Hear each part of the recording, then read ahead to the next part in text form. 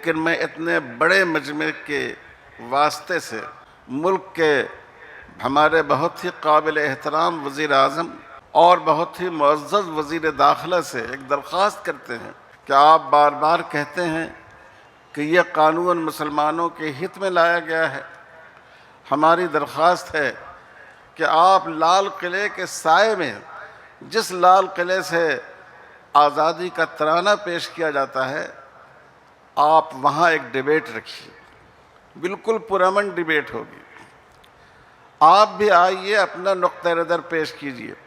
آل India Muslim personal law board اپنا نقطہ نظر پیش کرے گا ماہرین کے ساتھ، اور عوام فیصلہ کرے گی کہ آپ جو بات کہہ رہے ہیں وہ بات صحیح ہے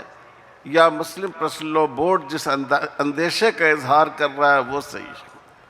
ہم آپ کے اس مجمع کے واسطے سے حکومت سے درخواست کرتے ہیں، ان سے پیشکش کرتے ہیں کہ ملک میں کسی بھی مقام پر آپ بورڈ کے ذمہ داروں کے ساتھ ایک ڈیبیٹ رکھیے، آپ اپنی بات پیش کیجئے، بورڈ کے ذمہ دار اپنی بات پیش کریں، اور ملک کی عوام فیصلہ کرے کہ آپ جو باتیں کہہ رہے ہیں وہ کہاں تک صحیح ہے، آپ غلط کہہ رہے ہیں یا آپ سے سمجھنے میں غلطی ہوئی ہے۔ تو اس قانون کی حیثیت لوگوں کے سامنے آ جائے گی۔